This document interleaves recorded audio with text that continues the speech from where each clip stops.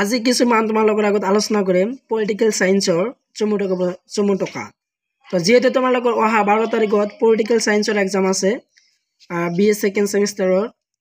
তো তেওঁৰ কাৰণে কিছুমান চমু টকা লৈ আছে। তো তোমালোকে গুৰুত্বপূৰ্ণ সহকাৰে ভিডিঅ'টো ভালদৰে চাই থকা আৰু কোৱেশ্চনবিলাক ভালদৰে চাই লোৱা। তোমালোকৰ ফাৰ্ষ্ট চমু টকাটো হ'ল যে ভাৰতীয় সংবিধানৰ প্ৰস্তাৱনা। তো এইটো চমু টকা ভেৰি ইম্পৰ্টেণ্ট যে ভাৰতীয় সংবিধানৰ প্ৰস্তাৱনা।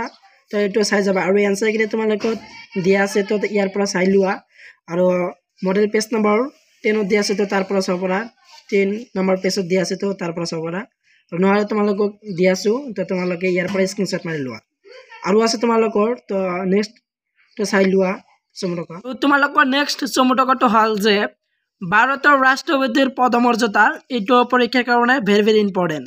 তো ইয়াৰ এনসাৰখিনি দিয়া আছোঁ। তো তোমালোকে এনসাৰখিনি চাই লোৱা আৰু তোমালোকক চমু টকাবিলাক 5 মাৰ্কৰ আহিব। তো ইয়াৰ এনসাৰটো ভালদৰে চাই লোৱা আৰু সেই পৃষ্ঠাত আছে ইয়াৰ এনসাৰ। তো সম্পূৰ্ণ এনসাৰখিনি ভালদৰে চাই লোৱা।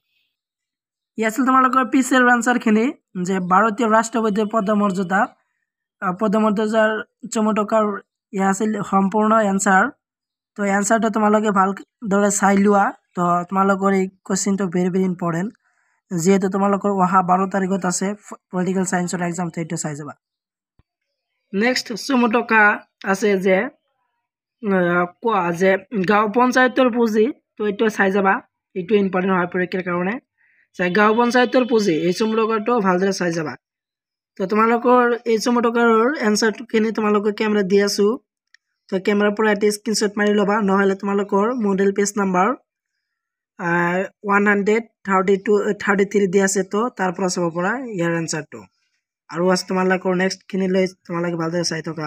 যেহেতু তোমালোকে বহুতে কমেণ্ট কৰি আছা যে দাদা গোটেই ইউনিটৰ এটা ভিডিঅ' বনাব। তো তেওঁৰ কাৰণে কালিৰ ভিতৰত গোটেই চেপ্টাৰৰ এটা ভিডিঅ' বনাবলৈ চেষ্টা কৰিম। তো সেই ভিডিঅ' চোৱাৰ কাৰণে মোৰ চেনেলটো ছাবস্ক্ৰাইব কৰি থবা আৰু ভিডিঅ'টো এটা লাইক কৰি দিবা। তো আজিৰ নেক্সট ভিডিঅ'টো হ'ল যে নেক্সট কুৱেশ্চনটো হ'ল যে 73তম সংবিধান সংশোধনীৰ বিল। তো এইটো চমু টকাটো ভালদৰে পঢ়ি যাবা। 1992 যে 73তম সংবিধান সংশোধনীৰ বিল 1992। তো এই চমু টকাটো পৰীক্ষাৰ কাৰণে ভেৰি ইম্পৰ্টেণ্ট। ইয়াৰ এনসাৰটো তোমালোকে চাই লোৱা। তো এনসাৰ যিহেতু তোমালোক কেমেৰা দিয়া আছে। তো তাৰ পৰা ভালদৰে চাই ল'বা আৰু আছে তোমালোকৰ নেক্সট। তো নেক্সট চমু টকাটো হ'ল যে পৌৰসভা। তো পৌৰসভাৰ চমু টকাটো এইটো পৰীক্ষাৰ কাৰণে ভেৰি ইম্পৰ্টেণ্ট যেহেতু তোমালোকৰ পৰীক্ষা অহা 12 তাৰিখত আছে। তো এইটো ভালদৰে পঢ়ি যাবা যে পৌৰসভা। তো ইয়াৰ এনসাৰ আৰু আছে। তো তোমালোকে পিছৰখিনি তোমালোকে চাই লোৱা ইয়াৰ এনসাৰ। ইয়াৰ আছিল তোমালোকৰ এনসাৰ যে পৌৰসভা চমু টকাৰ এয়া আছিল সম্পূৰ্ণ এনসাৰ। তো সম্পূৰ্ণ এনসাৰখিনি তোমালোকে ভালদৰে চাই লোৱা আৰু নহ'লে তোমালোকৰ মডেল পেজ নম্বৰ 125ত পাই যাবা। তো তাৰ পৰা চাব পৰা নহ'লে ভিডিঅ'ৰ পৰা এটা স্ক্ৰীনশ্বট মাৰি ল'বা আৰু আছে তোমালোকৰ চমু টকা। তো নেক্সটখিনি লৈ তোমালোকে চাই থকা। তো তোমালোকৰ নেক্সট চমু টকাটো হ'ল যে ৰাজ্যসভা এটা আৰু যুক্তৰাষ্ট্ৰবাদ 2 নম্বৰ আৰু 3 নম্বৰ আছে যে জাতীয় আৰু গণতন্ত্ৰ। এই তিনিটাই ইম্পৰ্টেণ্ট তোমালোকৰ অহা 12 তাৰিখৰ এক্সামৰ কাৰণে। এই তিনিটা তোমালোকে ভালদৰে চাই যাবা। যেহেতু মোৰ ওচৰত এতিয়া কিতাপ নাই তোমালোকে এনসাৰখিনি দিবলৈ সক্ষম নহ'লোঁ।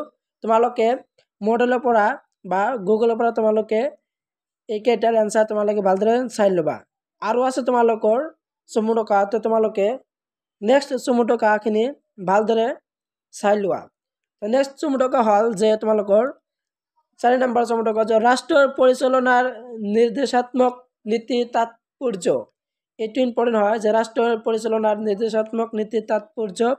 আৰু 5 নম্বৰটো হ'ল যে গদৰা কাণ্ড আৰু তোমালোকৰ 6 নম্বৰটো হ'ল যে সৰ্বহাৰাৰ একনায়কত্ববাদ। তো এইটো ইম্পৰ্টেণ্ট। এই তিনিটাই তোমালোকে ভালদৰে পঢ়ি যাবা। এই তিনিটা ইম্পৰ্টেণ্ট হয় আৰু আছে তোমালোকৰ নেক্সট তিনিটা আছে আৰু। তো নেক্সট হ'ল যে সেউজ বিপ্লৱ আৰু নৰ্মদা সুৰক্ষা আন্দোলন আৰু গণতন্ত্ৰৰ বিৰোধী দলৰ ভূমিকা। তোমালোকে গোটেইবিলাক ইম্পৰ্টেণ্ট হয়। তো গোটেইবিলাক ভালদৰে পঢ়ি যাবা। আজি ভিডিঅ' এইখিনি আছিল।